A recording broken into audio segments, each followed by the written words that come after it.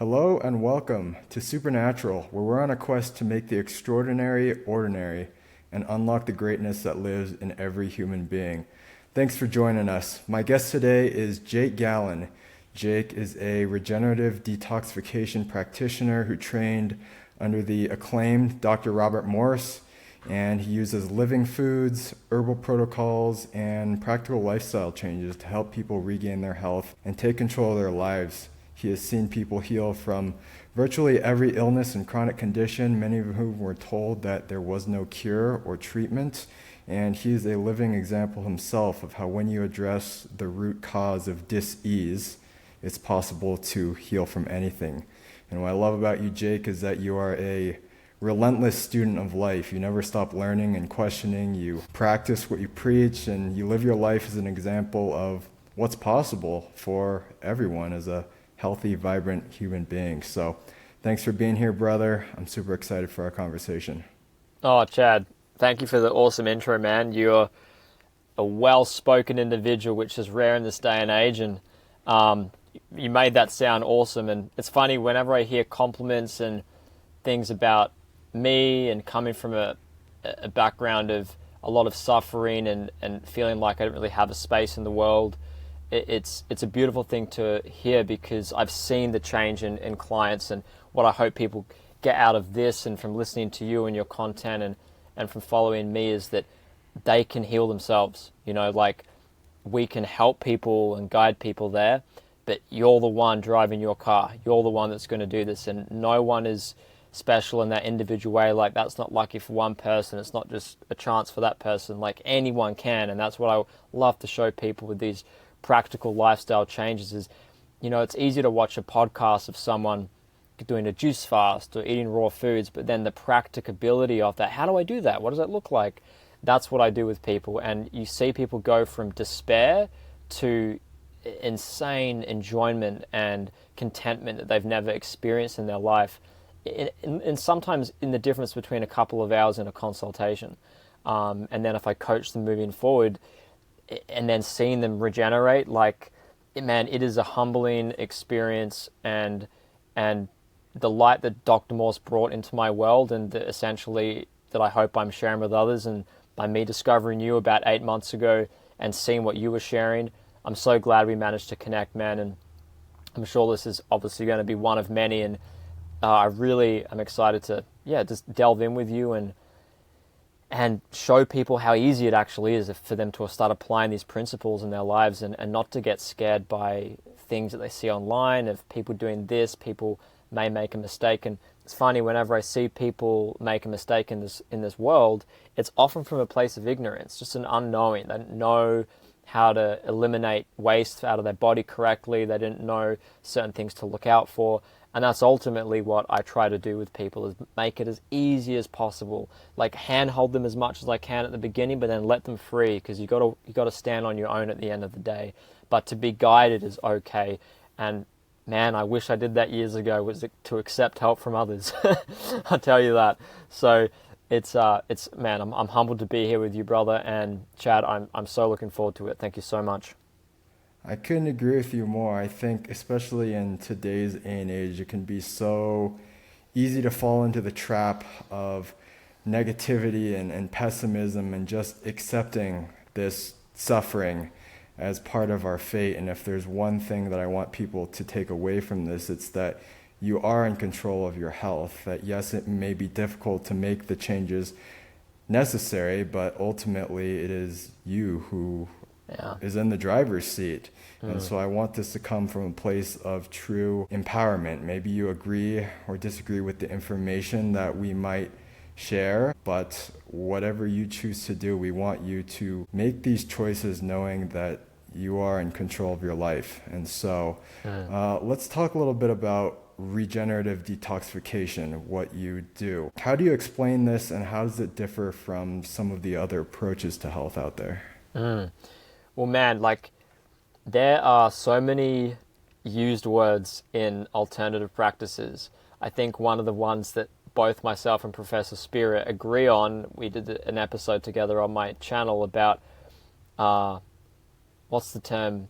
Not constructive medicine, it's a new, sort of a new age term that talks about integrative medicine or something. I think that's the term. I could be wrong, but there's all these new age terms. You hear things and people just, it's easier to go, oh, well, that's just another term that's just a fad and it will pass. But really what regenerative detoxification means is we're talking about a process where the body regenerates itself and detoxifies, meaning it cleans itself at the same time. And Dr. Morse at his school uses a term called cleaning and strengthening. And this is something as the body heals itself is an automatic condition that the body gets itself into by means of changing the chemistry that we consume. So what this looks like is instead of going after a treatment, that being, let's say you burn yourself, you put a cream on it to treat the burn, we would rather prevent you burning yourself. And what that looks like internally is really in our world of what's known as traditional naturopathy, really what naturopathy used to be before we had changes come in and we had information be changed around. But traditional naturopathy, from Dr. Morse's perspective and ultimately my perspective, is that when we change the chemistry that we consume, because really chemistry is temperature, it's heat or cold. You've got a spectrum of, if something's too cold, it'll burn you, like bleach is super alkaline. Then you've got battery acid is super acidic. We got to look at what is going to damage the body. And there's sort of a fine line in the middle where we need to consume the right type of food where the body can get itself into that situation where it can start to clean and strengthen, where it regenerates and detoxifies, regenerative detoxification. So this isn't a treatment modality, this isn't a quick fix modality. You can feel amazing pretty quickly, certainly, but typically I say to people, you got to want it and you got to dig in for at least 3 to 6 months. And essentially what separates this is because we don't rely on supplementation and because we don't rely on a band-aid, we show the individual, and I will coach people and consult people and showing them, when you apply yourself under these skies of regenerative protocol with a herbal protocol specific to weaknesses you have, by understanding the weaknesses and strengths of that individual, that we can track and measure the body cleaning itself, and as that happens, your symptoms just dissipate. So some of the clients I've had that you mentioned, one of the first was a lady that had advanced alopecia, where her hair was falling out patchy. It's on my Instagram. There's videos there of her filming the head really bald on the back, the side here, and this area. And she regrew her hair in 5.5 months. And then that was a huge shock to me because time and time again, I've seen Dr. Morse talking about this. I've seen other people. But to have that as someone that I personally coached was just, oh, wow, okay, yeah, this is quite amazing. And having it firsthand, not to mention my own problems with my teeth, which I can get into later. But the difference is that we're working on the internal environment and ultimately the emotional environment of the individual by changing what we consume, and it's pretty extreme in terms, like it's a very extreme difference to what most people are doing, but it is a self-empowerment approach because, like you said, we're showing you what you can do to change the situation of your body, which ultimately is to change what you consume. It's like putting a superior fuel in your vehicle. It will perform better. It'll run better. It'll have better economy. And using analogies of vehicles and houses is a great way for people to relate to this because it makes sense to them. And I often use these analogies with people because they can relate to a machine, because your body ultimately is a physical machine, but we have an emotional and mental component on top of that, which is ultimately one of the hardest aspects of healing, is our emotional world. Yeah, and we'll get into the emotional element a little bit later. But yeah, I think this is an important distinction that during the healing process, much of what we're doing with eating is we're eating to eliminate. There's this big push these days. It's all about what's going in, nutrition science, that you can just slap drugs or supplements on top of what you're doing and the life you're living. Yeah. But if the toxins are still accumulated in the body, you're not going to heal at a deep cellular level. And so what we're trying to do is remove these obstructions and these toxins and allow the body just to heal itself and return to balance, return to harmony, because that's what nature does. That's what the body does. And so we're trusting the intelligence of the body. So you've touched a little bit about how important diet is. So you don't have to go into the hows and whys right now. We're going to get into that and a little bit of the more sciencey stuff, but just to give people a taste of where we're going and what direction we're headed. What is the optimal diet for a human being? So when I do lectures, I do a lot of lectures at a community that I live at, and I like to use Socratic methods. So anyone listening, I'd like them to start asking themselves the following questions, and that is, which species do we most closely match in nature? Which species do we share the closest genetic match to? And I believe it's a National Geographic statistic and a Western scientific statistical fact that we are more closely genetically matched to chimps than chimps are to gorillas. Sure, we have a difference, and that main difference is a neurological difference. The difference of our ability to build skyscrapers, contemplate life, break down mathematical equations, have complex conversations, right? Things that these animals don't seem to have. Maybe they do in other ways, but we can't measure it. But from what we can measure, and by the means that humans know how, we see there's a clear difference there. But what we can clearly see as well is the similarity of our physiology. And so essentially, in an ideal world, we would want to be eating a fruit and herb diet. And ultimately, that's what I really get my clients to push onto as hard as they can, especially if they're people with tumors or in wheelchairs. I really don't want to mess around. And there's a very good reason for that, and that is that our digestive tract length, the fact we have one stomach, we're not herbivores, we don't have 4 to 5 stomachs. A lot of people that are in the carnivore world often think that vegan kind of thing means herbivore, but they've gotten confused, and sort of the frugivorous nature has been left to the side. No one really talks about fruit. So it might be hard for people to hear, but really just to ask that question of, how does fruit taste when you pick it? Do we need to process it? Do we need to change anything? Do we need to alter it in any way? Or does it taste damn amazing when you pick it off the tree? When you get a ripe orange, a ripe mango, a ripe banana, passion fruit, you just have so much enjoyment. The same way when you see footage of a lion taken into a bite of a dead gazelle that they've just hunted, they are in full enjoyment of that food.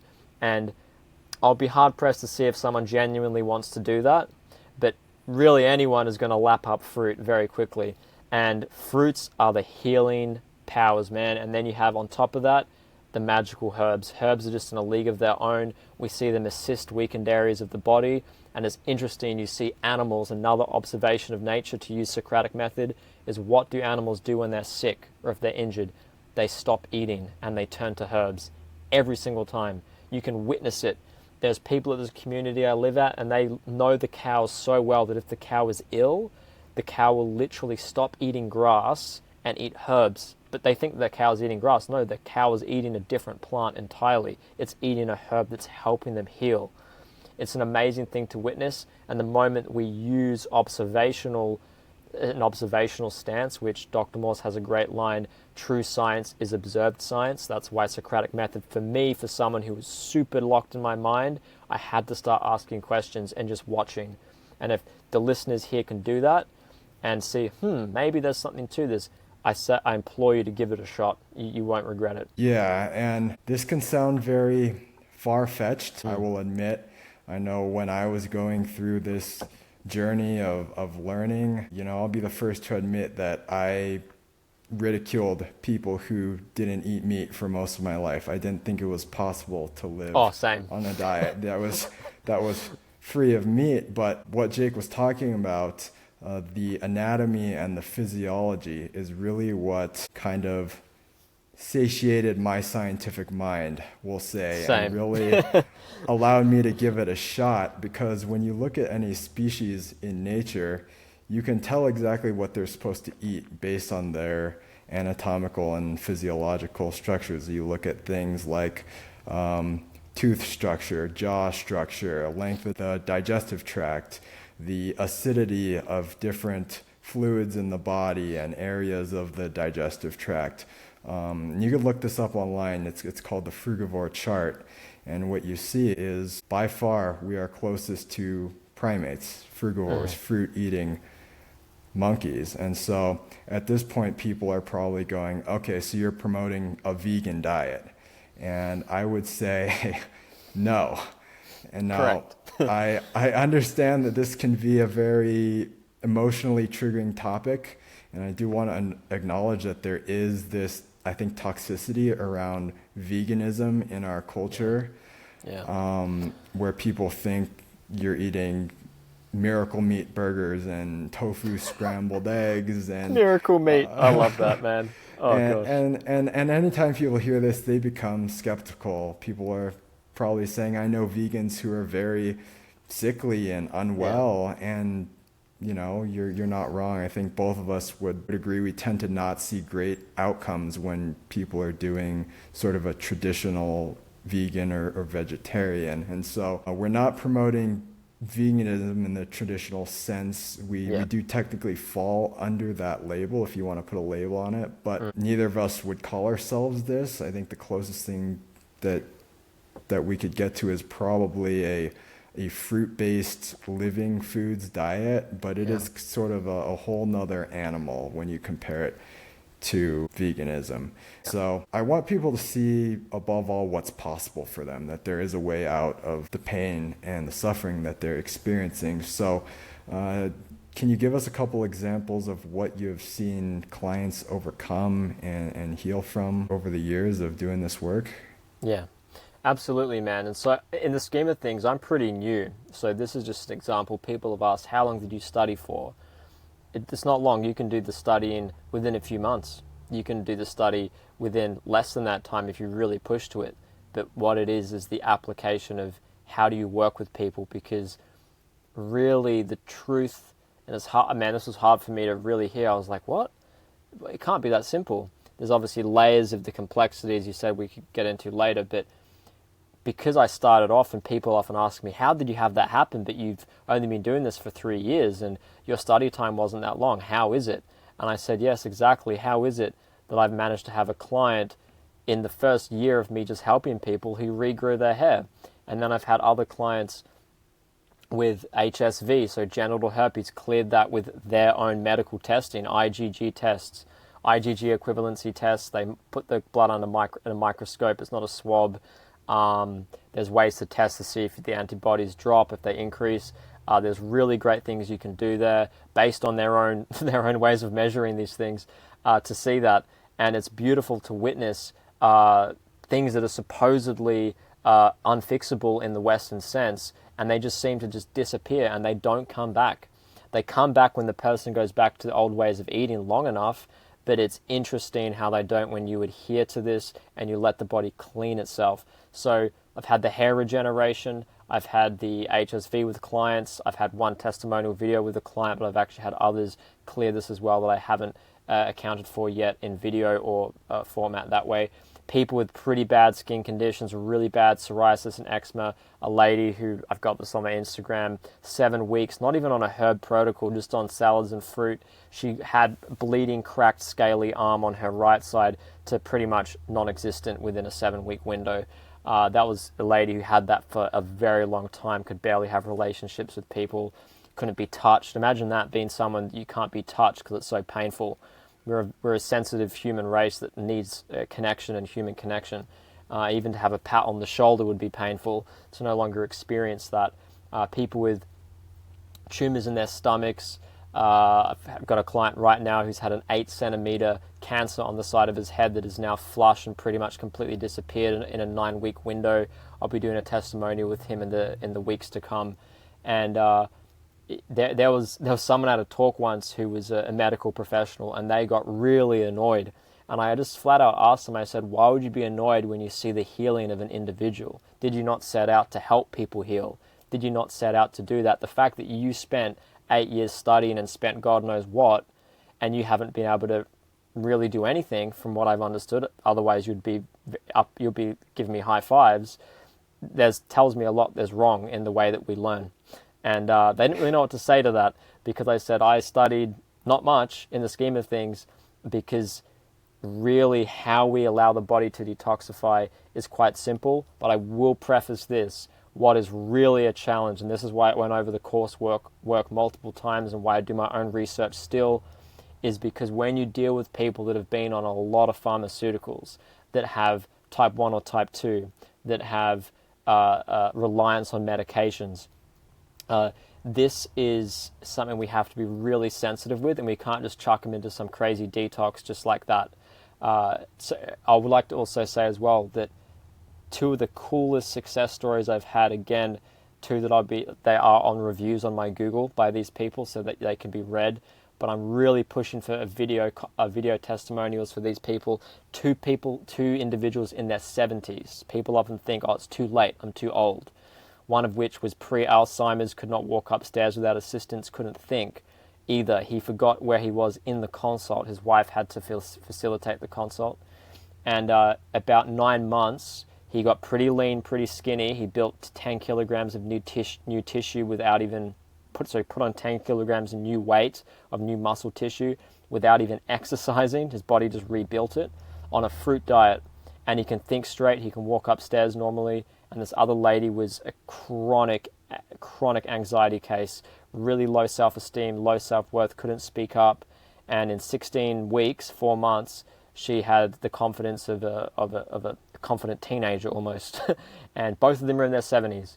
And so that beautiful things to witness in the elderly, quote unquote. And the fact that I've had that back to back with some older cases of people that aren't in the young generation is just another testament to not thinking it's too late. You know, I think that's something that even people over the age of 40, of clients of mine that are in their 40s, they think, oh, I'm getting old. You know, 40 is not old. Yeah, incredible. And I think the beautiful thing about what you're doing is, yes, you were there as a guide, you were there to walk side by side with these people, but at the end of the day, you didn't do the healing, they did. Yeah. And that's what changes people, is seeing that they have the power to create a new life. And you talked about how the medical system has kind of almost become a religion in today's day and age, where we worship these people in their white lab coat and we look to them to fix us and make us better and just give us a drug that's going to take away the symptoms, which doesn't really bring about true profound change at a personal level. And what you're doing, these people who've healed from these conditions, it's completely changed the trajectory of their life and their future. And they're never going to be the same people, and they're going to go out in their life and have a ripple effect towards the people around them. And that's what I find so incredible about this space that you and I are in. I look at you, you're young, you're healthy, you're full of life. It's very rare to see somebody your age who's in this space and who has this depth of knowledge. So share with us a little bit about your story and what brought you to this point where you had to go deep within yourself to heal. Yeah. Well, man, so people that have followed me for a while will probably already know the story, but for those that have absolutely no clue, I just turned 28, and in my early 20s, I started to have severe teeth issues where my teeth were decaying from the inside out. So most people see external decay. You get a hole from the outside and they fill it. But I had a tooth that pretty much broke down and it had to be removed. I believe I was 23. And I remember sitting in the dentist chair and going, this is just not meant to be happening.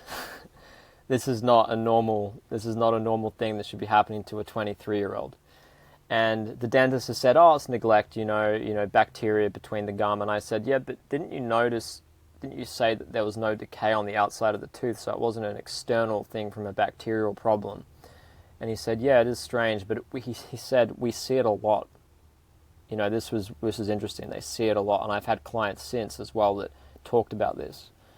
And then years later, at this point, I'd already discovered Dr. Morse, but that ultimately was the crux of what shifted me, was my teeth.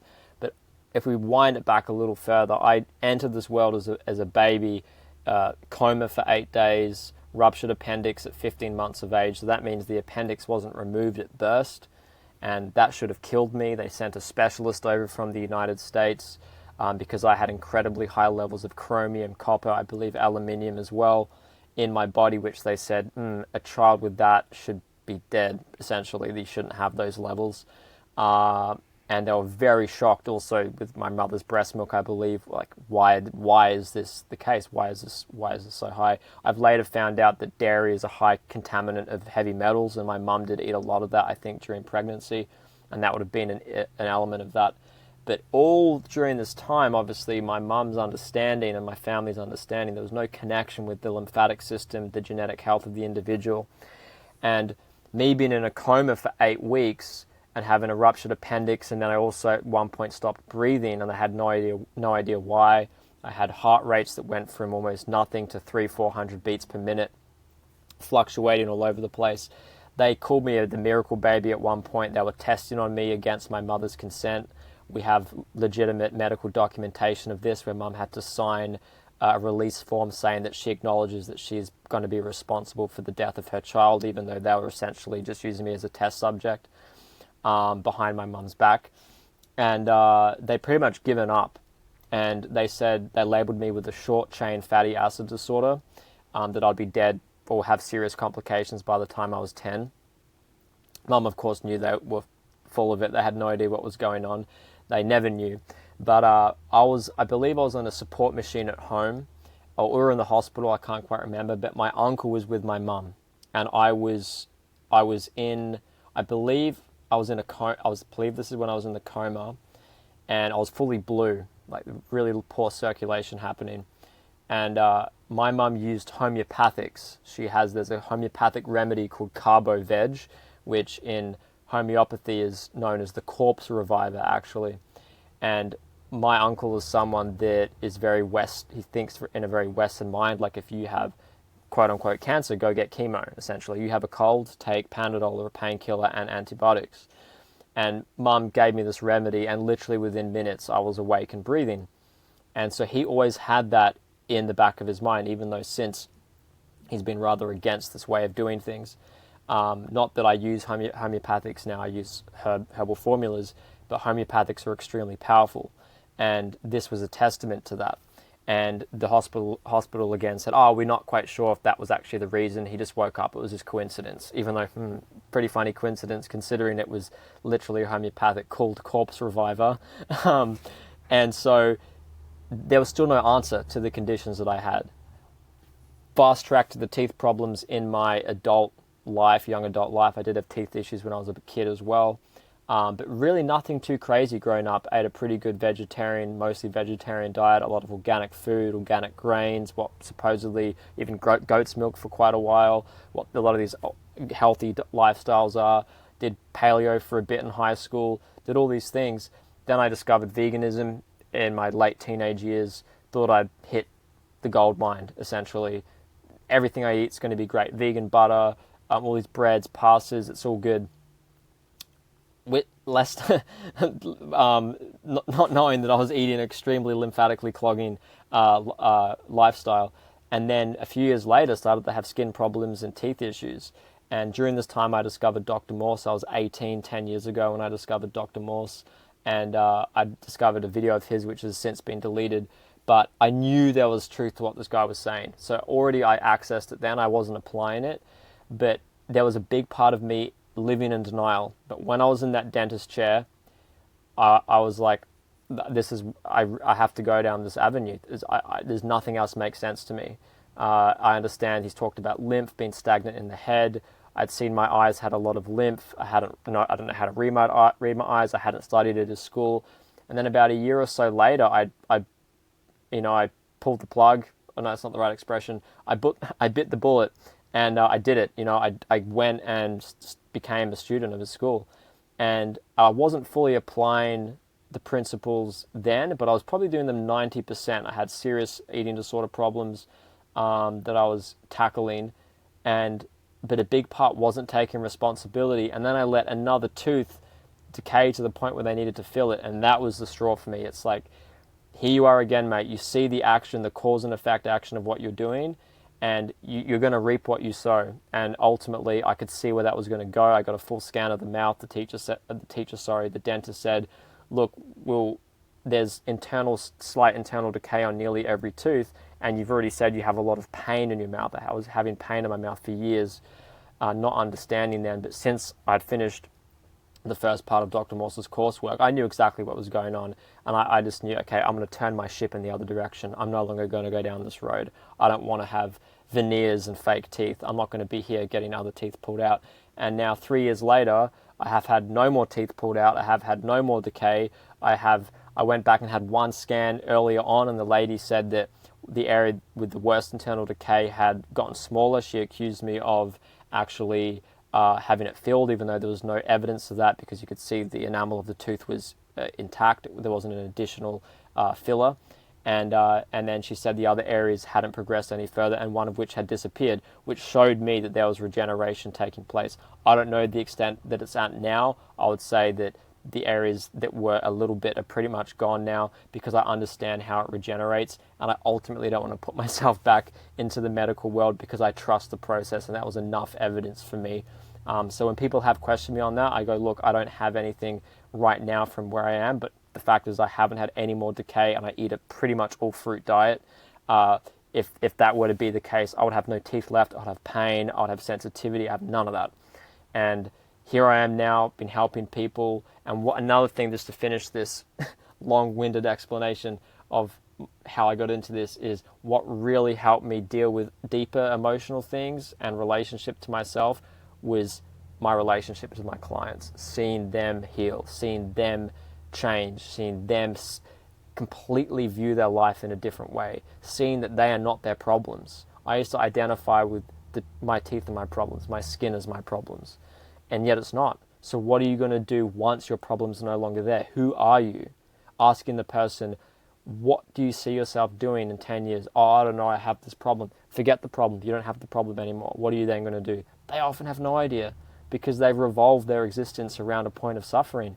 And it's a beautiful thing to change, and that really helped me, man. I'm telling you, Chad, that was a game changer. It was seeing change in your perspective there. And people can do that without even changing their diet. They can just change their mindset of, what do I look like without X, without this problem, without this environment, whatever it may be. So, pretty much that's how I came to where I am now in my late 20s. That's quite the journey. And look at you now, you're a true practitioner in the sense that you are living it. And I think, when people are looking for help, it's so important that you can relate to them and meet them at their pain points. I want to get into a little bit more about diet and how we're nourishing the body during these times of healing.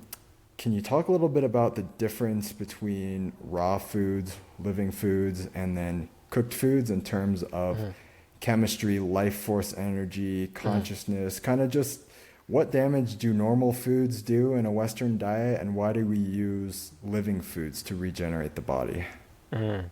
Cool. So if people can just take the stance of energy and think of a takeaway meal, there's a lot of ingredients in there, it's heavily cooked, you're going to feel pretty heavy after that. So there's an energy loss that you're experiencing. You're experiencing a fatigue in your body. You see people, they want to feel numb, they numb out on heavy foods. No one's going to be emotionally eating on oranges. They'll turn to some dense, starchy, fatty, refined sugar sort of meal. And so when we look at living food, or what really to define living food means that you haven't had a temperature higher than 120, 130 Fahrenheit, which is like, so it wouldn't be, that would be, I don't know what the conversion is, but in Celsius, it's pretty much around between 60 and 70 degrees centigrade, which 100 degrees will kill enzymes, will kill bacteria for that matter, since they are alive. And enzymatic action in foods has to be present. We look at the pancreas, for example, it produces sodium bicarbonate, it produces digestive enzymes. So if you consume a heavily cooked food, you've instantaneously given more work to your pancreas. Not to mention every other species eats their food raw. So when we consume living food, I think someone that defined this really well was Dan McDonald. He said there's actually a difference between raw food and living food, since a lot of foods lose a lot of their living energy when it's been on the shelf long enough, even if it's raw.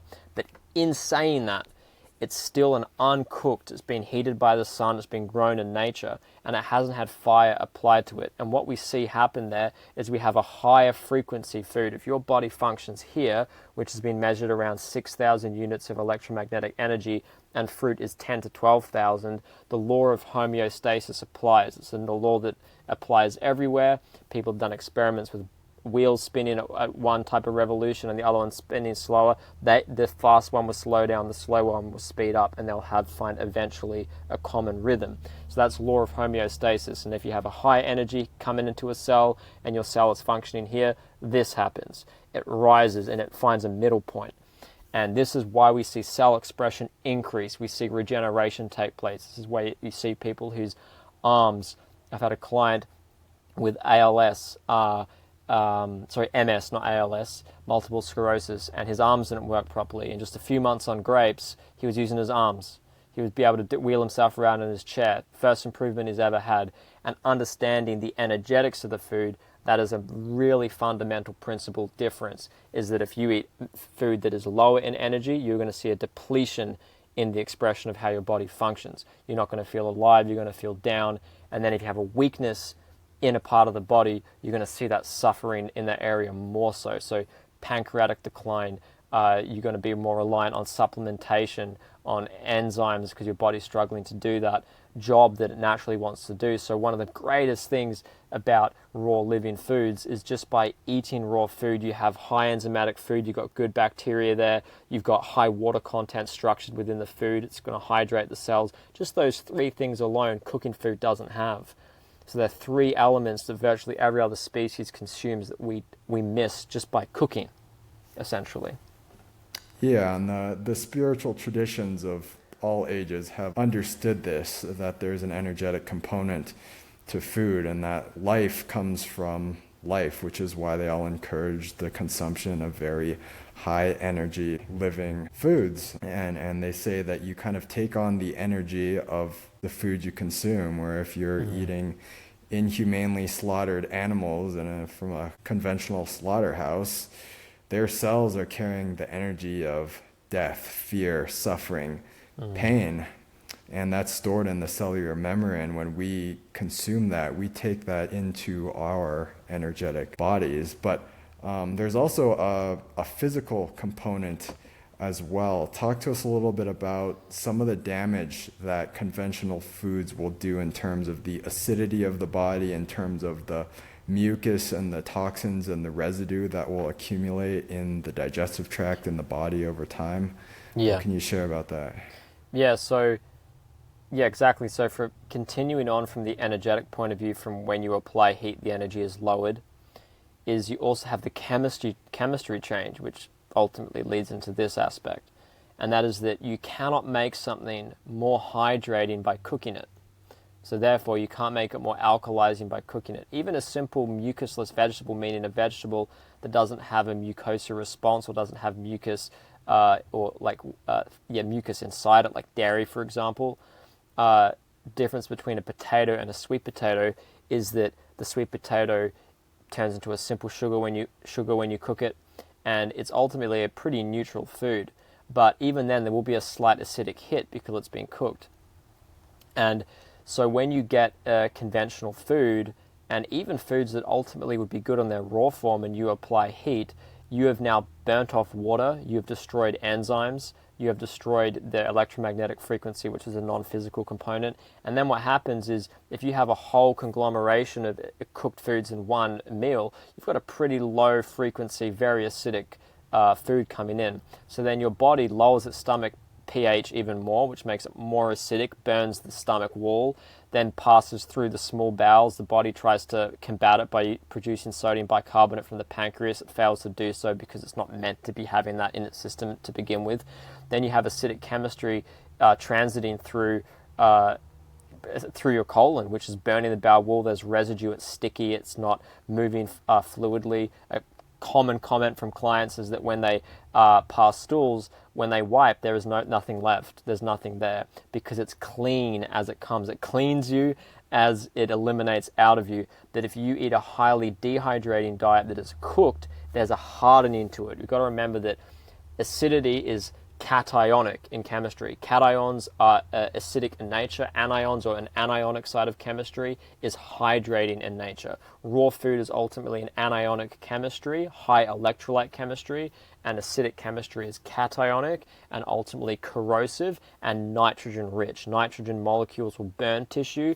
Carbon molecules in electrolyte rich foods will hydrate tissues and promote regeneration of tissue. And just those two pillars of chemistry, just by applying heat, can alter it. You can have something in a raw food format, which is great raw. You cook it and you've completely changed it. The same way when you heat a fat, a lot of carnivore people know that if you heat a certain type of fat, that it changes something. People are starting to really grasp that idea that not all fat is equal, the same way not all sugar is equal.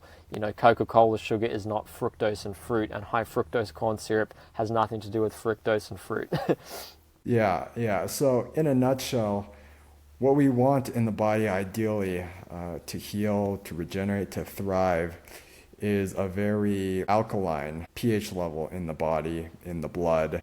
And these traditional foods, they have a very acidifying effect. So all of a sudden the organs, the blood, it becomes very acidic. The body has to try to combat it. All these foods that irritate the GI tract, it leads to mucus secretion because the body is trying to protect itself. And over time, what happens is this mucus, it doesn't pass out of the body. And so it starts to accumulate and build up on the intestinal walls, combined with all the other toxins that we're consuming, and over time it becomes thicker and thicker and thicker, kind of like the inside of a clogged kitchen pipe, if you will. And I just got done with a couple herbal cleanses, protocols that were designed to eliminate this, because this stuff stays in your body for decades. It just keeps building up, and it's shocking, disgusting, and kind of cool what comes out. Yeah. It's rubbery and ropey and just horrific smelling, but that's the stuff that is obstructing true health and vitality from flowing in our bodies. It's really, all disease kind of starts with stagnation in the digestive tract, and where the disease manifests and the symptoms that come to the surface are just kind of dependent on genetic weaknesses, or which organs are susceptible, which has to do with what we think and how we feel. But essentially, we're trying to cleanse the body. And when we go on to this living food diet, this is the stuff that you're going to start to eliminate. And as these obstructions leave, the body returns itself to health. And real quick, before we move on, I did want to ask you, when you look at the very health conscious people today, it seems like people are going to both ends of the extreme. Either they're going to a very light plant-based living foods diet, or they're going to carnivore, or what they're calling animal-based, which is carnivore with fruits, or raw honey, raw milk, that sort of thing. And you can't deny there are, there's testimonials from people saying that they've alleviated this or that symptom and healed themselves from this condition. Animal-based people, they definitely do better than somebody who's on a standard Western diet. So why does carnivore appear to work? Cool. I wanted to say one thing before I get into that. And there's a guy that really hit the scene recently. He's been around for a while, but I really started to take notice of him. And that is, I'm not shaming this guy. I think what he's promoting is actually quite great, because he talks a lot about the importance of fruit juice, fruit, raw honey, by not cooking the food, is Dr. Paul Saladino. And he's a good example of someone who is thriving on this lifestyle. But what I will mention is he used to promote a completely carnivorous lifestyle. He used to eat exclusively meat, I believe, raw dairy, eggs. And now the difference is he's added fruit and raw honey and fruit juices and raw goat's milk or something like that. And he was having serious problems, neurological problems, nerve problems, pain, and he was very open about this. And he's a very honest individual. He says, I was wrong about the carnivore diet. An animal-based diet has to have these fruits, not vegetables. And that's, I think, something the carnivore diet understands. In our world, we get it too. Vegetables aren't really the way. especially referring to greens, like dense greens. Your body does not digest those well. So we definitely agree on that. But I do find it interesting that he began to thrive, and these people that thrive on this, they all have a lot of fruit. So I'm curious to see what it would be like without the fruit. So just a side note of there. But really there's a fundamental reason, in my opinion, and from what I've seen with people, because mind you, I'm coaching someone right now who did 10 years on a carnivore diet. She is not on a good way at all. She's actually incredibly lucky to be alive. My age as well, same birth year, same country we were born in, both from New Zealand. There's a lot I relate to her. I see her as a sister. And seeing what happened of 10 years of carnivore, no period, no menstrual cycle. I've had people that have had organs and glands pop and burst and atrophy on a carnivore diet. So I've just seen this firsthand with clients, that it's not all what it turns out to be. But I also understand I've seen people have a bad way on a raw food diet as well. So I know that's anecdotal, but I just wanted to note that. But really, ultimately, when we look at the chemistry, like what we've discussed, is meats specifically are very high in protein. They're very high in nitrogen. They're very high ultimately in fat. Some meats are leaner in fat, but they've got a pretty strong structure of protein and fat. And what we see when it comes to the lymphatic system is when you don't have astringents. Astringents are ultimately, a property in fruits that move the lymphatic system. I see this as ultimately the creator put the pump for our lymph in the diet. We have a heart that pumps our blood. The pump for our lymph is our diet, and that is our species diet. And people are saying a meat diet is a species diet, but one thing, a main thing that meat doesn't have is it doesn't have astringents. And what that means is when your body starts pushing waste out, you have joint pain, you have some sort of autoimmune condition, and these people go to a carnivore diet and all their problems disappear in a very short period of time. Some of them, they notice it within a few days. It's gone.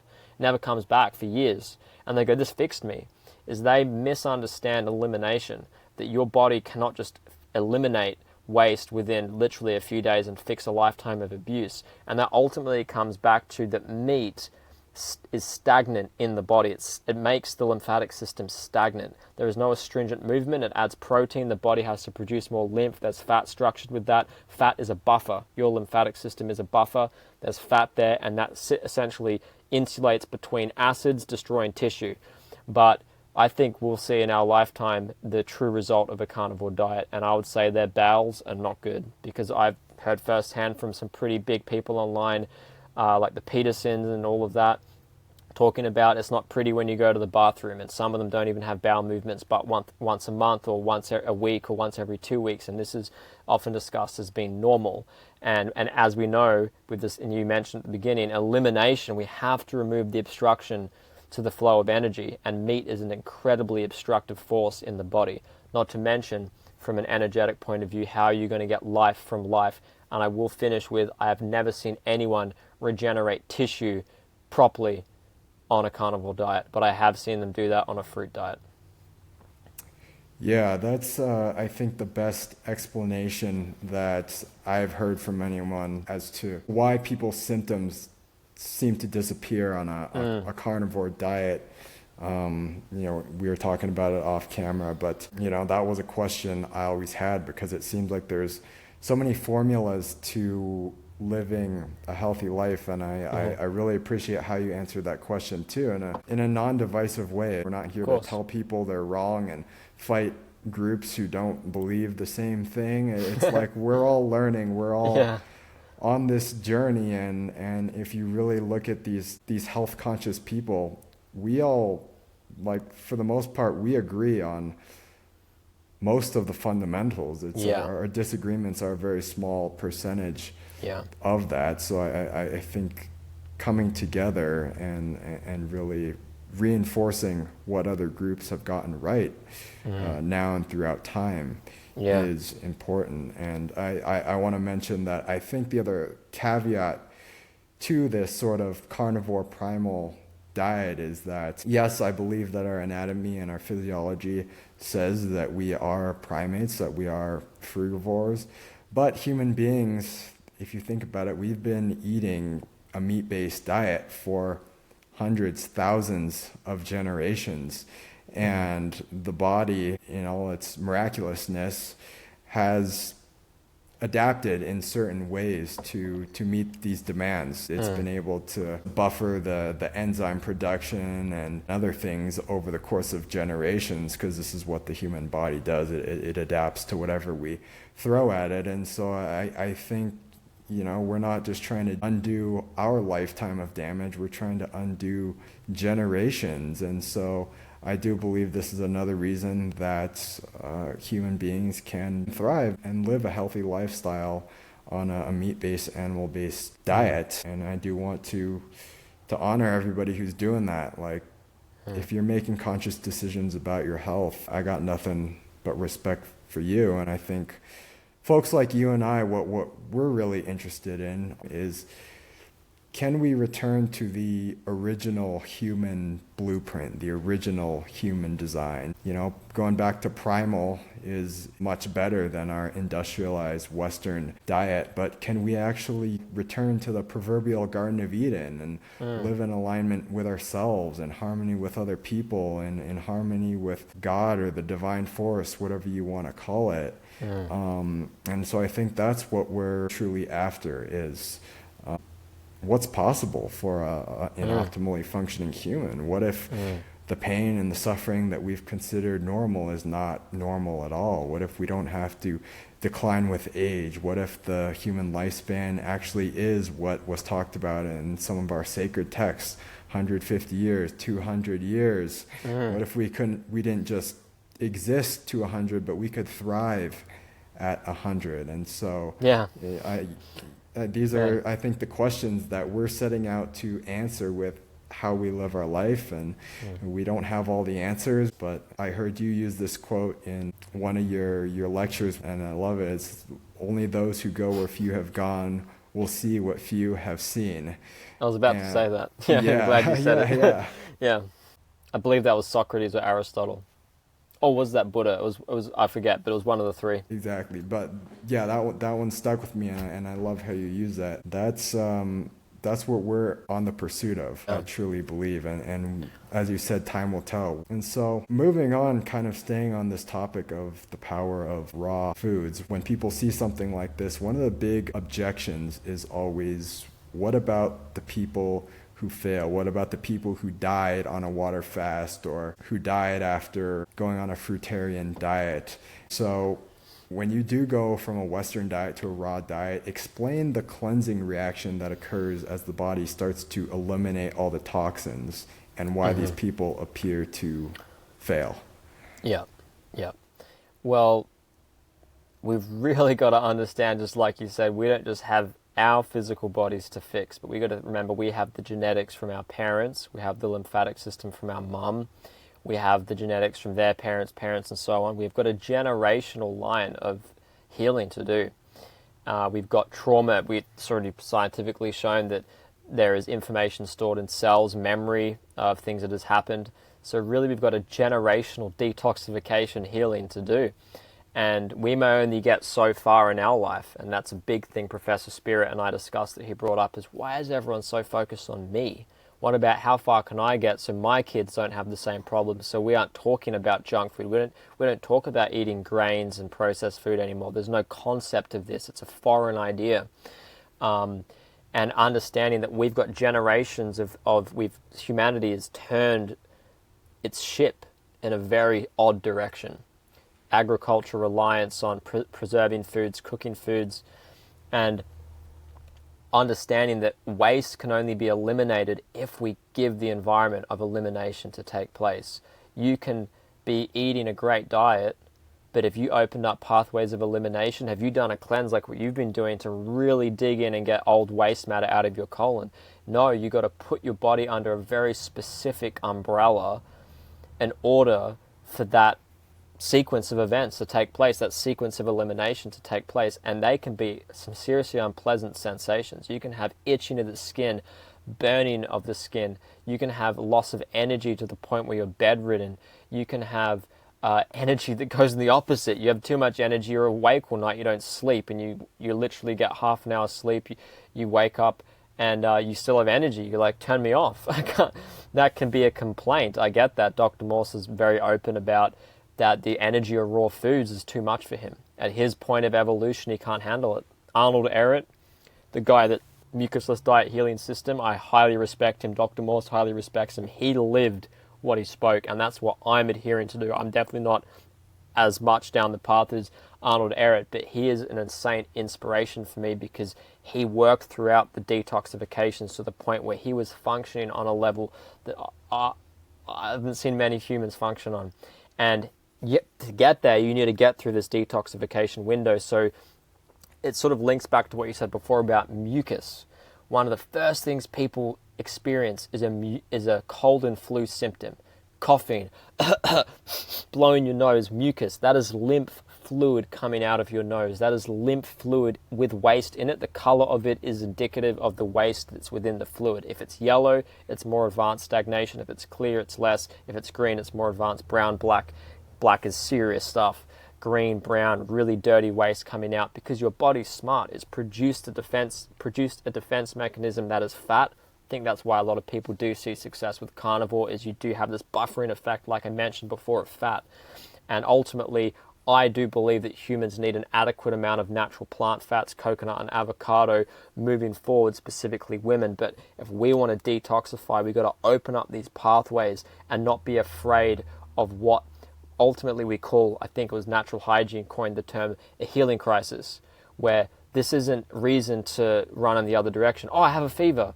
Oh, I have a cold and flu symptom. This isn't about viruses. This isn't about shut down the fever. Your body has kicked the temperature up by means of the thyroid glands to initiate a detoxification response. This is detoxification, as Dr. Morse terms it, is nature.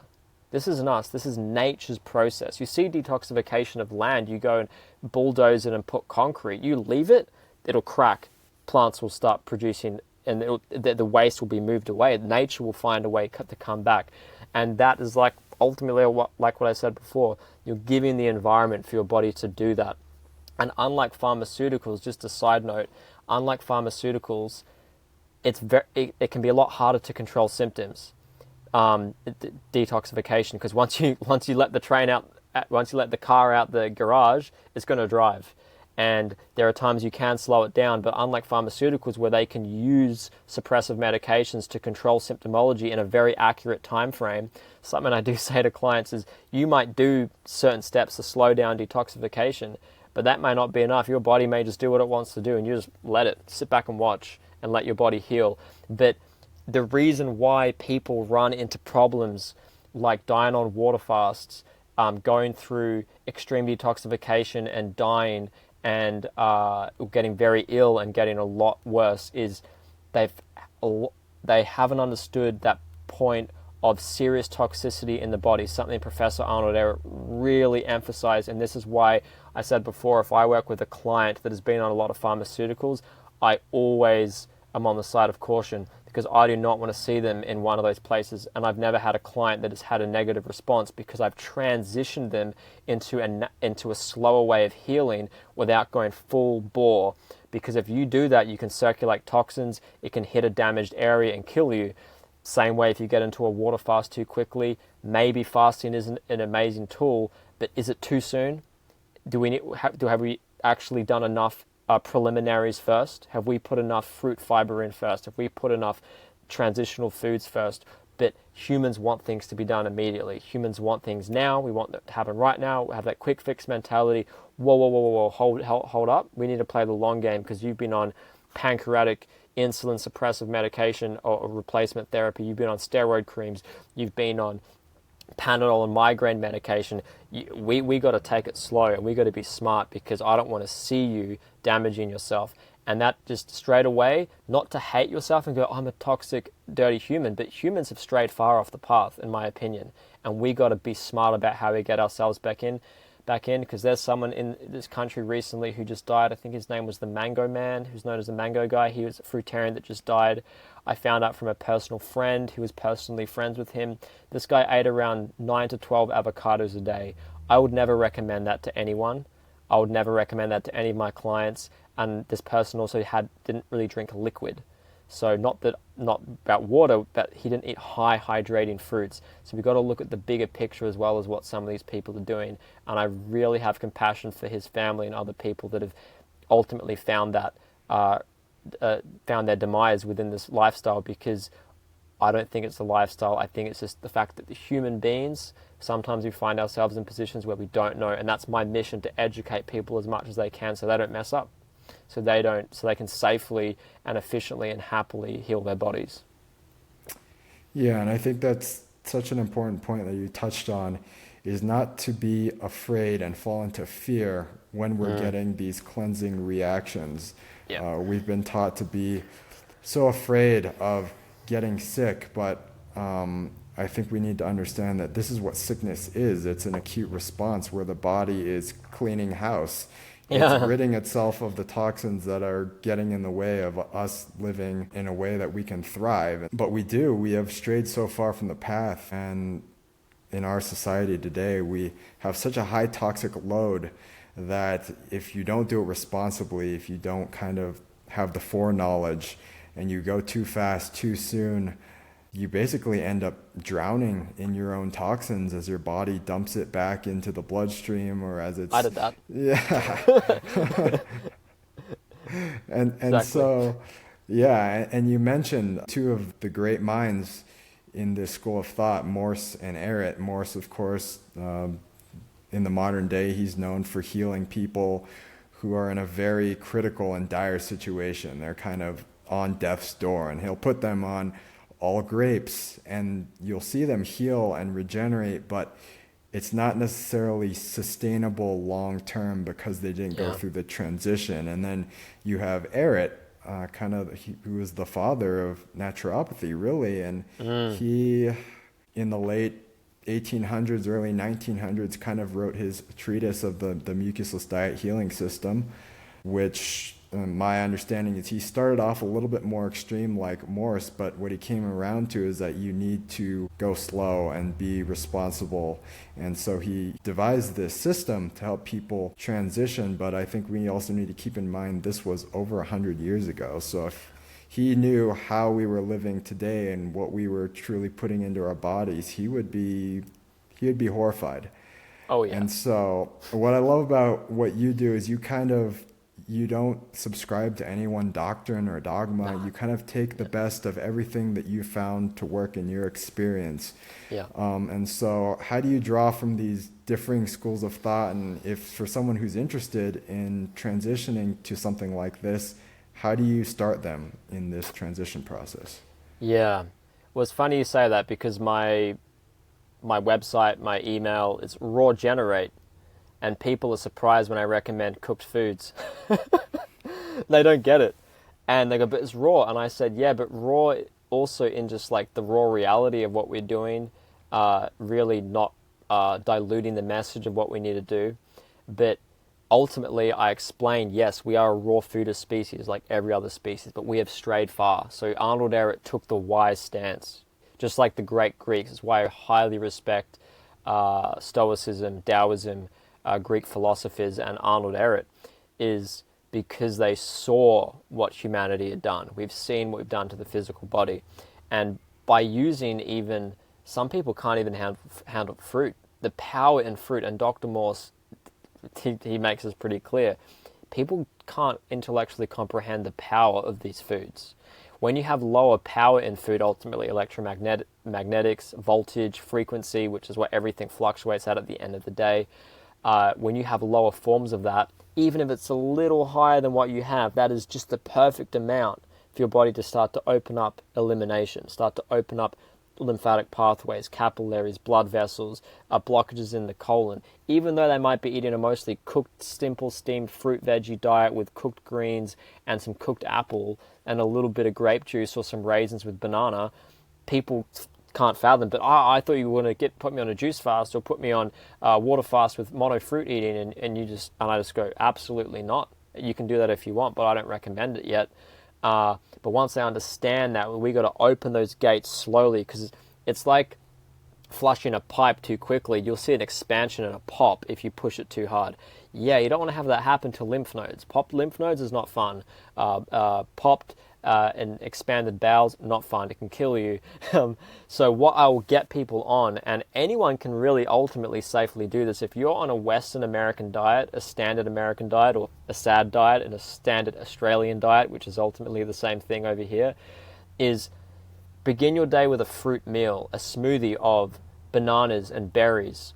And if that's too much for you, do cooked fruit. Do some cooked apple with cinnamon and raisins. And just that alone, and do everything the same during the day, that is a great first step. Otherwise, what you can do is just by adding a big combination salad of fruit veggies, olives, cucumbers, tomato, tender leafy greens, all of the herbs, parsley, cilantro, dill, basil. These herbs are amazing cleansers, and what they're doing is they're moving through the colon, pulling away obstructions. It was Professor Spira that noted that fruits break apart waste, and the greens is like a bulk broom that flushes everything out. So it's a really great idea when you're someone that can handle fruits, and it does astound me, on a side note, how the abused human body can still handle fruits, even in a pretty short space of time, I've noticed. And so you hit it with fruits, and then the salad comes behind and cleans it out. And it's this process of elimination happening, and it self-sustains.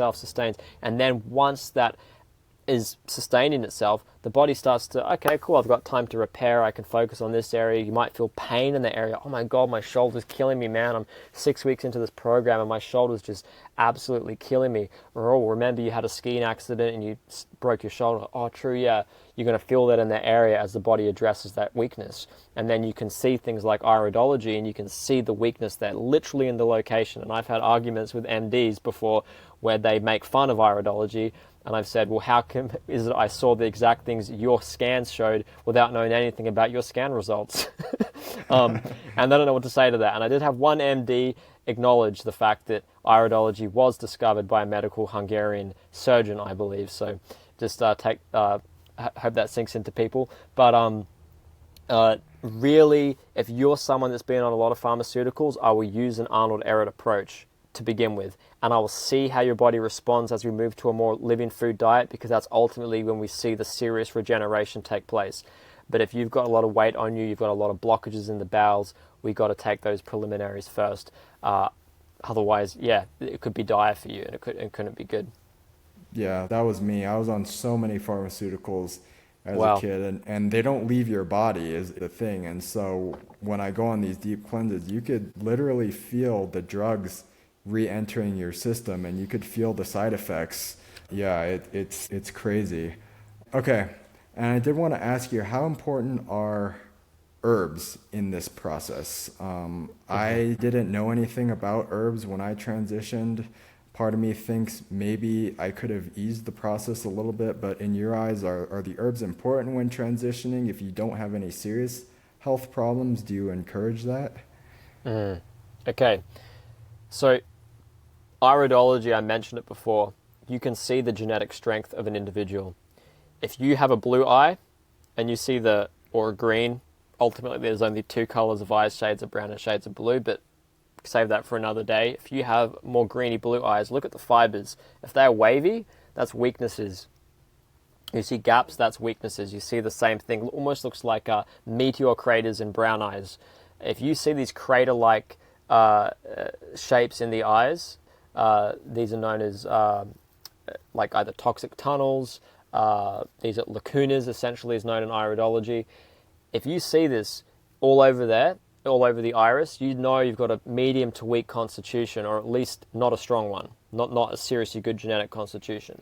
But often you see African, Asian, and Northern European cultures have insanely good genetics. So if you're someone with stronger genetics, you'll probably do absolutely fine without herbs. You may not even ever need them, because your body fundamentally is strong. It knows what to do.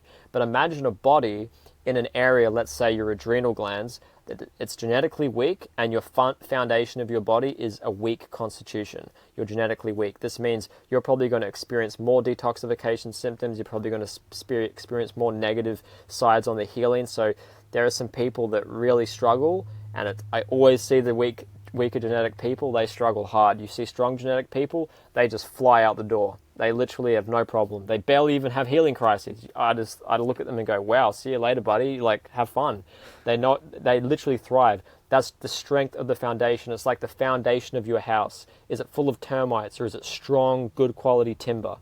And reason why herbs come in to be really important for people that have a lot of more chronic weaknesses is, imagine the area is so weak it needs assistance, it needs help, and these herbs essentially help repair this area of the body. It helps bring strength and ultimately memory back. And the Western side has already acknowledged the genetic memory loss of cells, where they forget what to do. Their job is forgotten. They almost go to sleep. But we need to turn them back on. We need those functions to take place. So if you have low adrenal hormone production and literally you've got chronic adrenal gland weakness, they'll either remove them or we need to turn them back on and we need to get them functioning again. And herbs are a great way to do that. One of the best ones is licorice root. If you have low blood pressure, typically really low functioning adrenal gland people, it's a natural stimulant of ATP, which is what the adrenal glands naturally produce, which gets neurotransmitters being produced. It's a beautiful root that you can consume. But even if you're someone with strong genetics, you could still have some weaknesses, and taking a few herbs, nothing crazy, and knowing that these herbs are going to help assist your body for a period of time. This is not something you take forever. It's not like, hey mate, here's a herbal protocol, and yeah, these are supplements that you take forever, and you'll always be on them and you'll need more of them. You always start off a little heavier and then you refine, and then you pretty much should never need them again unless maybe as a maintenance. The same way, again, animals don't just eat herbs all day long. They eat them when they're weak. And your body will tell you if you love them. You should feel amazing on herbs, and you feel the lacking when you remove them, because your body goes, yes, give it to me. It's like a math tutor. I don't understand the equation. I need you to show me the equation again. You have a tutor, a guitar teacher, a music teacher, a sport trainer. Once you know how to do it, you don't need that trainer anymore. That's ultimately what the herbs are doing. And maybe once upon a time we wouldn't have needed the same level, but Dr. Morse holds the opinion, and I would agree with him in most respects, but not all, that we need a lot more of the herbs in this day and age because of how weak people are. But the great thing is, a lot of these herbs you can consume are not necessarily herbal protocols. You could buy parsley, which is one of the best kidney herbs on the planet, and we have to support our kidneys. You can buy coriander, which is known as cilantro in the US, which is a natural cleaner of the blood. So we've got two right there, which blood needs to be clean and your lymph needs to clean through the body, through the kidneys. So two of those, you can just spend your money there at the grocery store. So it's not like you have to go out of your way to find all these amazing superfoods, because ultimately as well, that diet is the most important thing. I don't want to see people eating whatever they want and spending thousands of dollars on herbs. You're literally wasting your money. The diet is number one. And Dr. Morse, even though he sells herbal products, he will always tell you, do not buy my herbs if you're not doing the protocol. You're wasting your time. You're wasting your money. I don't want you to waste your money. I want you to do it well. And that's very, very true. Interesting. So it's very personal, but it doesn't need to be as complex, I think, as a lot of times we make it out to be. Yeah. Simplicity, and as you kind of get more tapped into your body will almost tell you what it wants and what it needs, just like the animals in the animal kingdom. Yeah. Now, I wanted to get into a couple of common questions, concerns that I hear a lot, and you don't have to spend a lot of time on these. This can kind of be a rapid fire, but just to touch on these, I think would be really helpful for people. So probably the number one question that I get is, aren't you getting too much sugar? Are you worried about high blood sugar? Cool. So having raised blood sugar is a good thing. It should happen. It's when does it come down? Your body uses sugar in the blood. It has to happen. Any more than 1 to 2 hours, we look at some concern there. But sugar is not the issue, because fruit sugar is completely different to sugar in candy, sugar in even not understanding that grains are sugars, vegetables are sugars, they're glucose chains instead of fructose chains. So we've got to change our perspective. When we understand that the molecules that make up sugar, monosaccharides in fruit, are carbon-based molecules, meaning they are alkaline in chemistry, that cannot damage your tissue. Just understanding that simple premise of chemistry should eradicate fear out of your being. That is not the same as Coca-Cola. Don't think I'm telling you that Coca-Cola has carbon-based chemistry, because it does not. It is a heated, refined sugar with food acid. That is ultimately what Coca-Cola is in a nutshell. So just remember that carbon molecules in sugar and fruit, your body loves it. You have to have ATP production, that is energy to cells, and the body does that very efficiently with fruit, because it naturally can have that response by consuming it. You have low sugar foods, like you have a diet that's ketogenic, you see people can get really, really tired and they have to rely on stimulants like coffee, because they have no other way to have ATP. They have to artificially stimulate ATP. That's my opinion, that because most people know that coffee naturally stimulates adrenal glands very heavily. So if you don't have that natural energy coming in, what do you turn to? Caffeine. So just keep that in mind. Fruit sugar is an amazing thing. And we do have, just on the side note, we have an amazing study from Yale that shows the body was converting glucose into fructose. And they didn't know why it was happening, but the body was going out of its way to convert one simple sugar, glucose, which is a simple sugar, into fructose, and even more simple sugar. And they were baffled by why it happened, but they put the study out because they observed it to happen. And it just confirms once again why we need fructose for the brain. Yeah, and sugar has taken such the fall in today's health community. It seems to be blamed for everything now, and protein is king, sugar is the devil, I think, is the big one you hear. Like protein. Yeah, and sugar's like that. Right, but sugar is our body's preferred source of energy. If you look at the brain of any species, that to me is the biggest tell, is what does the brain run on. If you look at cats and canines, their brain runs on amino acids, proteins, because they're carnivores. But you look at us, the body will literally eat itself in order to produce glucose to fuel the brain if you're not getting any sugars. And the way I see it, sugar is basically, you're eating sunlight energy. It's the storage form that plants use to store energy in their cells, and when we eat it, our mitochondria basically unlocks this stored sunlight energy, pure life force. Now, probably the second most common question I get is, where are you getting your protein? Can I still build muscle on this diet? Yeah. Well, people can see my physique on my Instagram. I won't share it probably again, but I have quite a lot of muscle, to the point where I had a carnivore friend literally say, "You must be eating meat, mate. There's no way you can't have a physique like that." And he had no idea what I ate, but I said I haven't eaten meat in nearly 15 years. And I told him that I eat a fruit-based diet. He's now on a fruit-based diet. He is struggling because this is a good example of someone that has relied on protein. When you rely on stimulation versus vital energy to cells, you're going to hit the ground hard. And this is why I think people that come from vegetarian diets tend to do a lot better, much quicker on these protocols, purely because they haven't relied on acid stimulation. Because acids will initially stimulate, and you'll notice a hyperactivity, and then eventually you'll notice a hypoactivity happen, the decay or the shutting down of a gland. And we really, again, just like sugar, we got to change our perspective with protein. I don't get protein. I get amino acids. The same way herbivores don't eat protein. They eat a dense amount of amino acid structure in greens, grasses, different types of herbivorous growth on the earth's floor that they graze on all day long. And we got to remember that they have other structures there that we can't break down. You can access the structures of these foods, these greens, if you juice them, but ultimately that is too much amino acids. The human being is not a large species. We need much more sugar, much more hydration of water, and we need a plentiful amount of amino acids, to which fruits have an abundant source of. And your body will then structure its own protein from that. And people often say, well, you don't have a complete protein, you don't have this.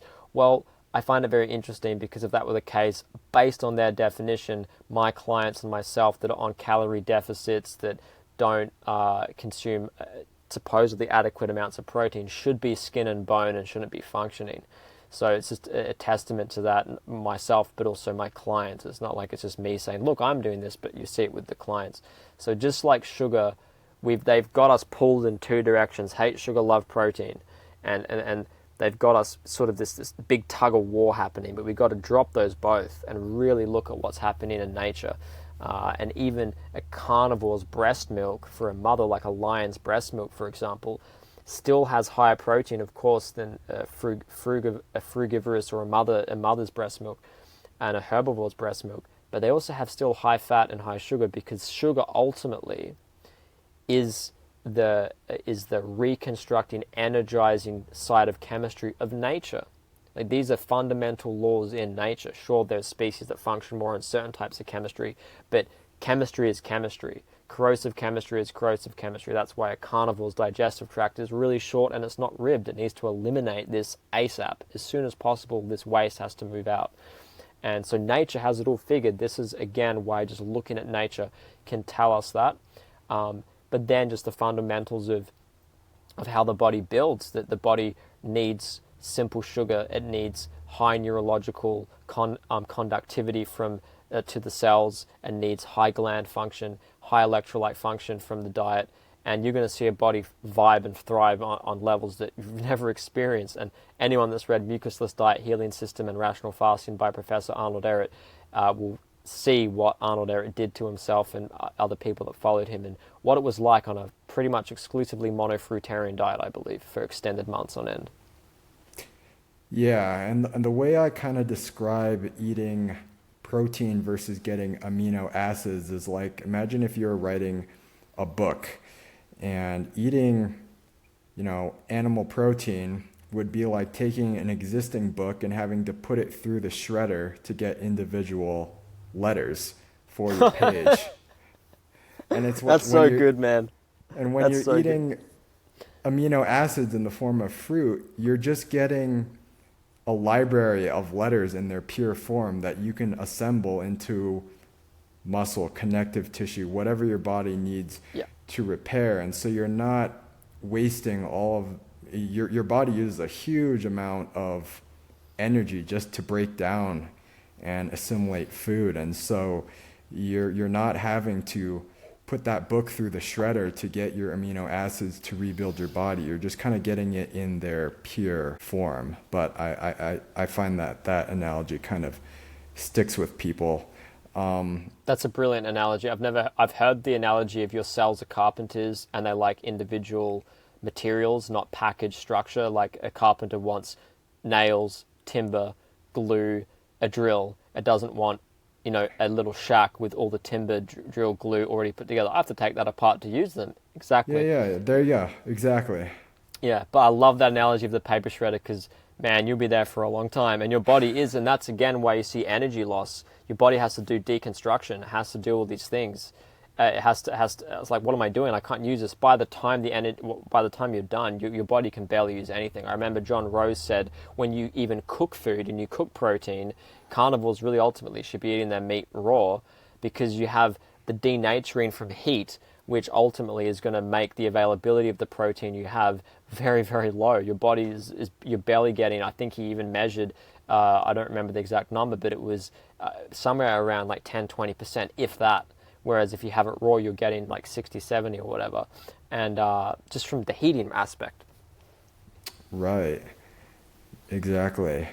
And my the last question I get has to do with deficiencies, vitamins, minerals. Personally, I find that my body doesn't want any synthetic supplements, but I know a lot of vegans, vegetarians are concerned about things like iodine, B12, D3, K2.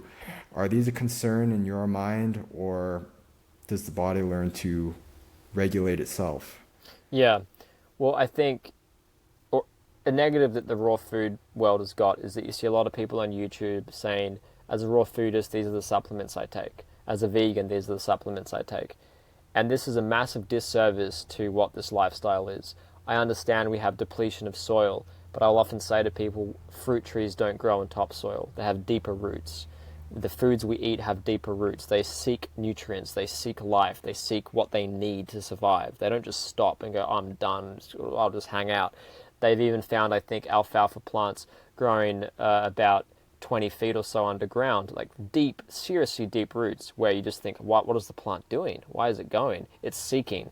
And so supplementation has come in, pretty much making people think that my diet is inadequate, so I need a refined structure that has taken a nutrient from some other source, isolated it, meaning put it into a singular component, and expanded it. 2,000 milligram vitamin C capsule, for example, or a 2,000 milligram calcium capsule, and you've got all these, what they're known as orthomoleculars, actually, is the proper term for them. And this creates serious disharmony in the body. They can temporarily give you a relief, but it's not structured chemistry. And what people don't realize, it's like what you said at the beginning, we don't need to add more things. We need to get the body more simple. The body will regulate itself. Example of this with weak hair, weak nails, my nails and teeth, and there are decaying of the teeth that I experience, and I see this with clients all the time. As soon as they remove the obstruction to the flow of energy, the lymph is moving away. They have the hydration coming in of the diet. That gland, the glands that are responsible for calcitonin, the calcium hormone that allows your body to utilize calcium, is now functioning well, which comes from your parathyroid glands. Now your body can use the calcium that you're giving it. You want a high calcium food? Alfalfa sprouts, herbs. We've got soaked pumpkin seeds if people are concerned. You pretty much get everything with soaked pumpkin seeds, which is, again, the seed of a fruit. Pumpkin's a fruit. So once we realize that we need to eliminate obstruction, then our body can utilize. So what are you actually utilizing? Probably not much of what you're eating. You've probably got malabsorption. You're probably hungry after you eat. What is that telling you about how your body's utilizing things? B12, for example, there's a lot of discrepancy there. Take the supplement, don't take the supplement. People that eat meat say they get it, not understanding that animals are injected with B12 because of how sterile the environment is. From my understanding, B12 naturally occurs in soil and also is produced in the small bowel, and also from high bacteria and high amounts of good bacteria and enzymes. And what do we see with raw food people? Their B12 levels become sustained without supplementing B12 because they're eating raw food. And it's my opinion, and at the moment it is theoretical because I haven't seen anything concrete on this, but it makes sense to me that when you eat raw food, you're going to naturally have the levels that you require because you don't have cooked matter going through your colon all the time. You now have raw matter, high electrical fiber, and you've got the good bacteria, the enzymatic side of that as well, which is going to naturally have a balance, a homeostatic balance in your body when it comes to what it's producing.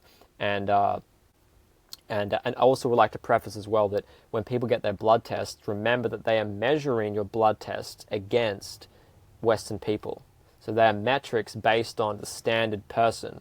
You should have higher iron levels. It's pretty common knowledge now in a lot of vegan doctor groups or plant-based thinking doctor groups that higher iron is associated with cardiovascular risk, heart weakness, heart attacks, because they think that you should have higher amounts of iron, that you should have higher protein, you should have higher this, when actually maybe your body needs actually lower than what we are taught, that we are just basing it on a metric of unhealthy humans. I'm so glad you brought up that point because that's my thing with blood work as well, is like the numbers are completely arbitrary. They pull them from an average sampling of the population, right? And we know that every time a new class of drug comes out, like statins, they lower the range for cholesterol because it qualifies that many more people to be put on a drug and put money in the pockets of these companies. And so my thing is always like, why would I want to compare myself to the average Western person when the average Western person is not healthy? How do we know what the optimal levels actually are? Yeah. Normal does not mean optimal, because I think somebody who's been on, you can look at these people like Brother Air or even Spira in this community who have been on this raw diet or even very long water fast, dry fast, and their body is running completely different from somebody who's consuming a heavy Western diet. You can't even compare the two. It's like trying to compare an electric car with a diesel truck, right? And so if you give these people the same foods and you compare the response in the body, you're not even comparing the same thing. And so I think this is what people should understand is Yeah. don't compare yourself to what Western medicine says that your vitamin levels, your mineral levels, your blood levels should be. I just want to add And one thing to that yeah, quickly, Chad, and that is that people, I haven't seen many medical doctors ask you, how do you feel? They'll happily tell you that the numbers are wrong. You know, that lower B12 is neurological decay, brain atrophy, loss of sexual function, whatever, nerve decay, neuropathy, whatever they say, linked to, like it is associated with.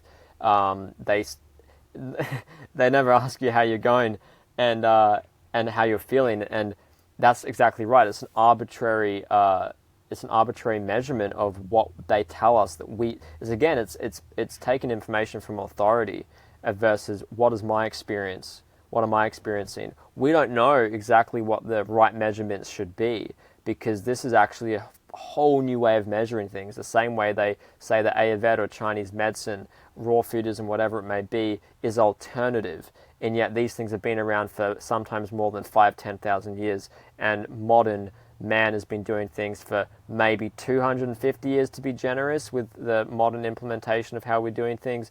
And from what I've seen, it's not really getting us in a good way.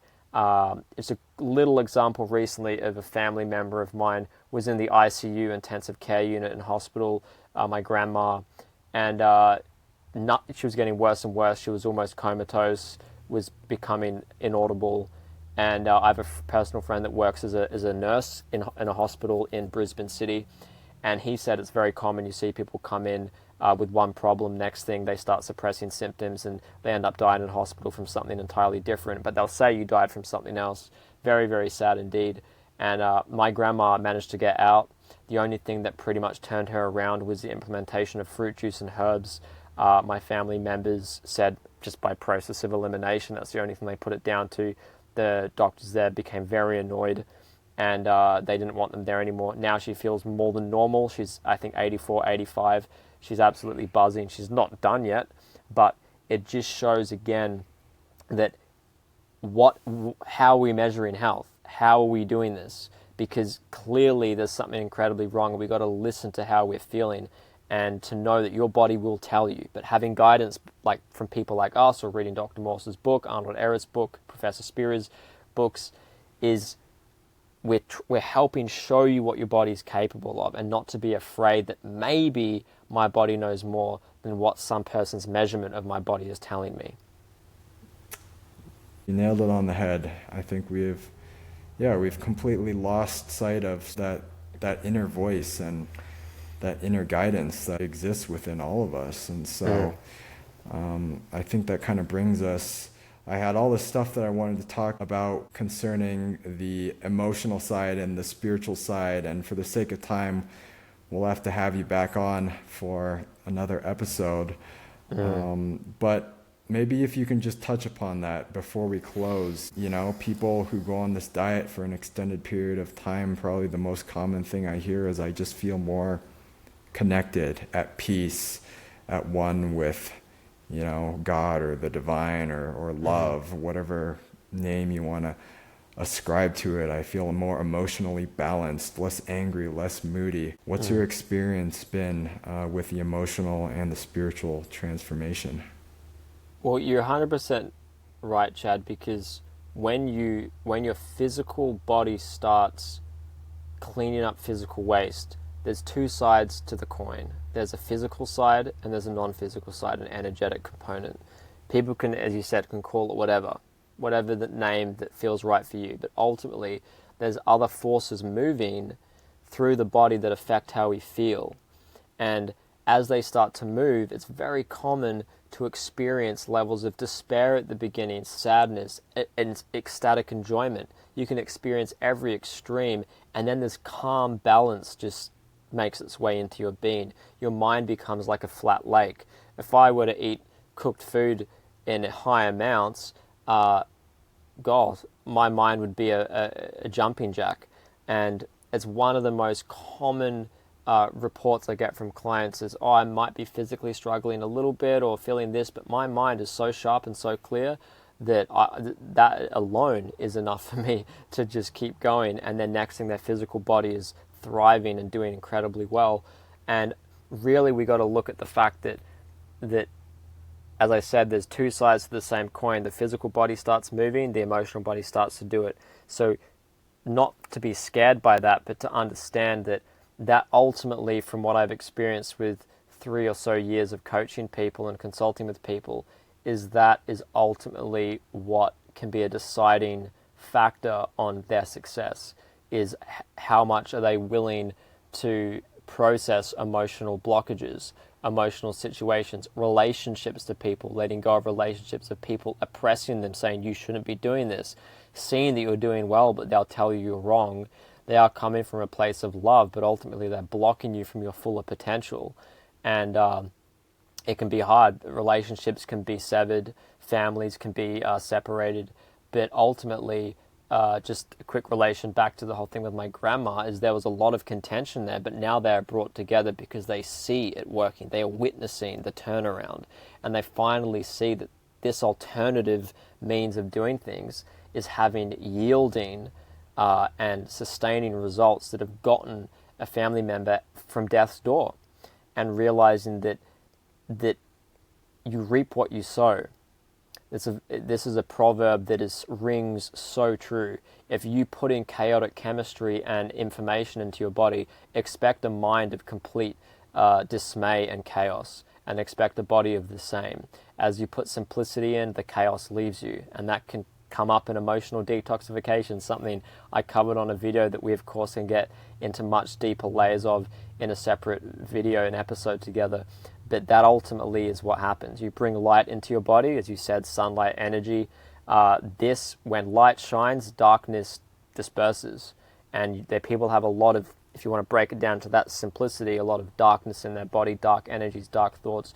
You will start to realize that you will no longer be attracted to darker types of music, heavy metal, death metal, corrosive rap, whatever these things are that are weighing you down, relationships that are heavy, purely because the frequency of the food you've been consuming now is of a lighter frequency in nature, just based on principles of magnetics and energy. And ultimately, that is consciousness expressing itself. Consciousness can express itself in the darkest matter, and consciousness can express itself in the lightest non-physical way. And it's ultimately, you're feeling that in your physical body by means of what you're eating. And that's why both will inevitably arise with one another. And if you block emotional things, you're going to prohibit your healing at the end of the day. So we have to acknowledge that other side of the coin. Often the side of the coin we don't want to look at. Yeah, and we could do a whole episode on that topic alone, and I'm sure we will. We will, man, definitely. I think that's probably the most overlooked part of this diet and diet in general, is kind of where we're headed as a humanity, as a species, that we are going through this massive awakening and spiritual shift collectively, and the entire frequency and the energy of the earth is shifting. And this has been talked about for thousands of years. All the traditions had some sort of prophecy about these times that we're living through now. And I really do believe that as we continue to accelerate through this process, that the human diet is going to become lighter. It's going to become more living foods based, more fruit based, and there's many other people who are talking about this, even in different fields. I like to look at where does science cross over with metaphysics and spirituality and philosophy, and so you see all these very, very spiritual people, channelers. I know channeling is very contentious and it's misunderstood. It can be a very esoteric topic, but I was just listening to Lee Harris's new book with Regina Meredith. He's a very well-known channeler, one that I really resonate with, and they were basically demonstrating where humanity is headed. And one of the things they said is the human diet is going to become lighter in nature, almost liquid, fruit-based, And it Wow. seems like many people in this space are saying the same thing. And so Yeah. I think, as you said earlier, time will tell. It's an honor to be on this journey with folks like you. Mm. At this time, I couldn't be more optimistic about where we are headed Oh, yeah. as a humanity. I think we are headed to heights that are beyond our imagination. Mm. So, on that note, this has been an illuminating conversation. I just want to thank you for taking the time and sharing your wisdom. Where can people find you? Where can people learn more about what you're doing and connect with you? Yeah, man. Oh, yeah. It's been an absolute pleasure. People can find me at rawgenerate.com, rawgenerate.com. I also have a podcast, Raw Generate Yourself with Jake Gallen, on Apple Podcast, on Spotify. It's also my YouTube channel there at the same name. And Instagram is, I share a lot there. I'm really focusing more on the podcast and doing testimonials, just sharing client testimonials, doing episodes with people like you, really discussing the deeper levels of this world, because the realm of healing is vast. The solution is quite, in the physical world, simple, but the application can be a real struggle, and that's ultimately what I want to see people succeed in, is seeing how they can practically do it. And it definitely makes sense to me that we go into a liquiditarian style of lifestyle. I look at someone like Dan McDonald. He ultimately just has juices, smoothies, and simple salads. And during the time when I was going through deep grief, that's all I was having was juices. And my body, I could feel the emotions moving in and out of me very quickly. And I imagine if I were to have emotionally eaten something of higher complexity and more structured matter, would have slowed that process down. I'm certain of that. And there's an awakening indeed that you mentioned that is inevitable. Like as it's said, I think in the book The Alchemist, Maktub, I believe, means it is written. Like it is so, it will happen. And it's like in Taoism, it's the way things are meant to be. And a storm will not outlast the day is a proverb from that book. And that chaos is not the resolution of humanity and of nature. It's actually of calmness. And that will be seen, and we are seeing the unveiling of that. I can feel it, man, and it's been an absolute pleasure with you. And anyone, if they want to reach out to me, I've got a free ebook on my through my website, through my link tree on my Instagram. People can come and chat with me. I've got my podcast, and I'll say hi, I'll chat with you, and people can book a free call with me as well if they just want to connect, to see what it's like, if they want to consult with me. And if they've got serious health problems, I highly recommend them to do that.